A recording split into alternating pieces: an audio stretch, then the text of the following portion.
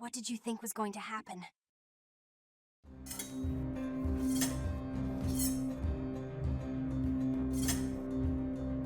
Chapter 20. Just as in the churchyard with Miles, the whole thing was upon us. Much as I had made of the fact that this name had never once between us been sounded, the quick, smitten glare with which the child's face now received it fairly likened my breach of the silence to the smash of the pane of glass. It added to the interposing cry, as if to stay the blow, that Mrs. Gross at the same instant uttered over my violence, the shriek of a creature scared, or rather wounded, which in turn, within a few seconds, was completed by a grasp of my own. I seized my colleague's arm. "She's there! She's there!" Miss Jessel stood before us on the opposite bank exactly as she had stood the other time. And I remember strangely, as the first feeling now produced me, my thrill of joy in having brought on a proof. She was there, and I was justified. She was there, and I was neither cruel nor mad. She was there for poor scared Mrs. Gross, but she was there most for Flora, and no moment of my monstrous time was perhaps so extraordinary as that in which I consciously threw out to her, with the same sense that, pale and ravenous demon as she was, she would catch and understand it, an inarticulate message of gratitude. She rose erect on the spot my friend and I had lately quitted, and there was not in all the long reach of her desire an inch of her evil that fell short. This first vividness of vision and emotion were things of a few seconds, during which Miss Gross's dazed blink across to where I pointed struck me as a sovereign sign that she too at last saw, just as it carried my own eyes precipitately to the child. The revelation then of the manner in which Flora was affected startled me, in truth, far more than it would have done to find her also merely agitated, for direct dismay was of course not what I had expected. Prepared and on her guard as our pursuit had actually made her, she would repress every betrayal, and I was therefore shaken on the spot by my first glimpse of the particular one for which I had not allowed. To see her, without a convulsion of her small pink face, not even feign to glance in the direction of the prodigy I announced, but only, instead of that, turn to me an expression of hard still gravity, an expression absolutely new and unprecedented, and that appeared to read and accuse and judge me. This was a stroke that somehow converted the little girl herself into the very presence that could make me quail. I quailed even though my certitude that she thoroughly saw was never greater than that instant, and in the immediate need to defend myself I called it passionately to witness. "She's there, you little unhappy thing. There, there, there! And you see her as well as you see me." I had said shortly before to Mrs. Gross that she was not at these times a child, but an old woman, and that description of her could not have been more strikingly confirmed than in the way in which, for all answer to this, she simply showed me, without a concession and admission of her eyes, a countenance of deeper and deeper, of indeed suddenly quite fixed, reprobation. I was by this time, if I can put the whole thing at all together, more appalled by what I may properly call her manner than at anything else, though it was simultaneously with this that I became aware of having Mrs. Gross also, and very formidably, to reckon with. My elder companion, the next moment at any rate, blotted out everything but her own flushed face and her loud shocked protest, a burst of high disapproval. "What a dreadful turn, to be sure, miss! Where on earth do you see anything?" I could only grasp her more quickly yet, for even while she spoke the hideous plain presence stood undimmed and undaunted.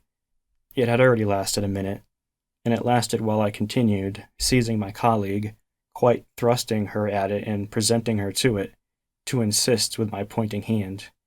"You don't see exactly as we see? You mean to say you don't now? Now, she's as big as a blazing fire! Only look, dearest woman, look!"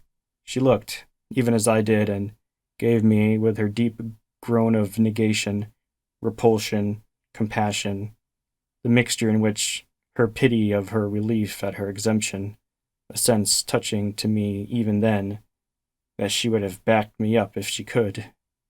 I might well have needed that, for with this hard blow of the proof that her eyes were hopelessly sealed, I felt my own situation horribly crumble. I saw my livid predecessor press from her position on my defeat, and I was conscious, more than all, of what I should have from this instant to deal with in the astounding little attitude of Flora. Into this attitude Mrs. Gross immediately and violently entered, breaking, even while there pierced through my sense of ruin a prodigious private triumph into breathless reassurance. She isn't there, little lady, and nobody's there, and you never see nothing, my sweet. How can poor Miss Jessel, when poor Miss Jessel's dead and buried? We know, don't we, love? And she appealed, blundering in to the child. It's all a mere mistake and a worry and a joke, and we'll go home as fast as we can. Our companion on this had responded with a strange, quick primness of propriety, and there were again, with Mrs. Gross on her feet, united, as it were, in pained opposition to me. Flora continued to fix me with her small mask of reprobation, and even at that minute I prayed God to forgive me for seeing to see that, as she stood there holding tight to my dear friend's dress, her incomparable childish beauty had suddenly failed, had quite vanished. I've said it already.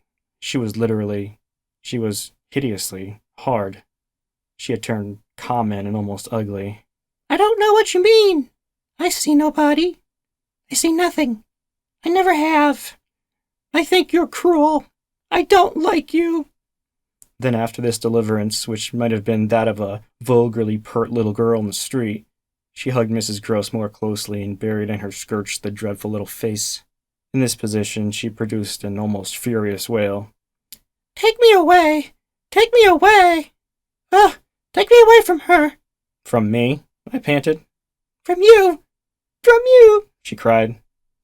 Even Miss Gross looked across at me dismayed, while I had nothing to do but communicate again with the figure that, on the opposite bank, without a movement, as rigidly still as if catching, beyond the interval, our voices, was as vividly there for my disaster as it was not there for my service.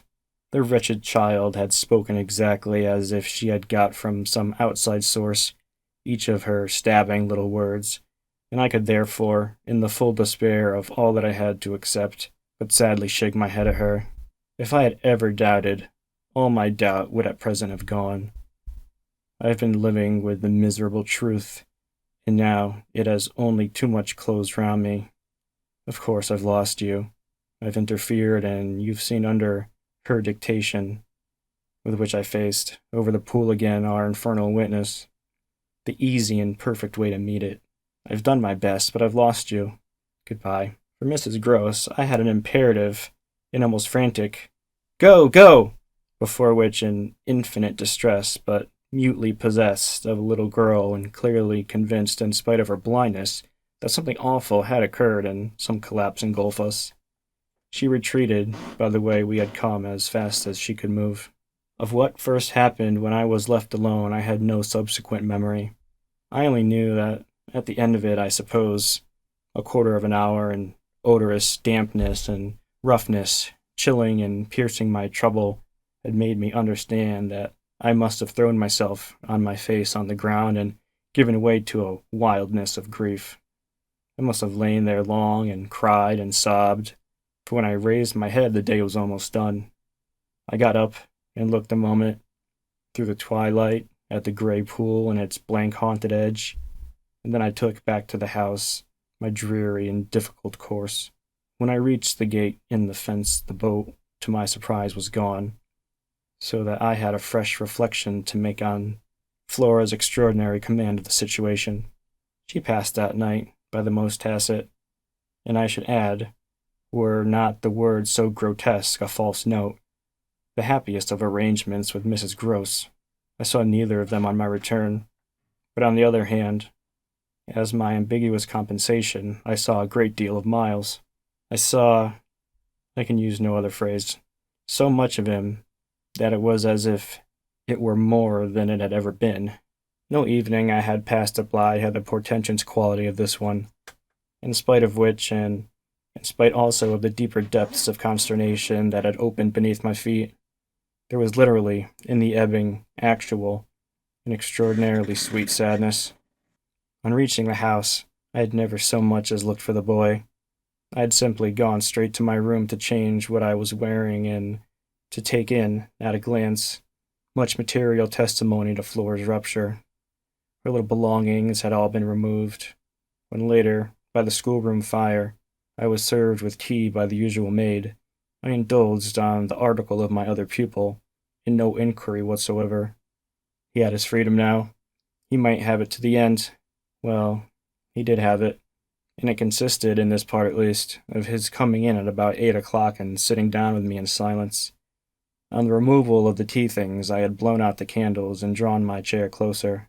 I was conscious of a mortal coldness, and felt as if I should never be warm again. So when he appeared, I was sitting in the glow of my thoughts. He paused a moment by the door as if to look at me, then as if to share them, came to the other side of the hearth and sank into a chair. We sat there in absolute stillness.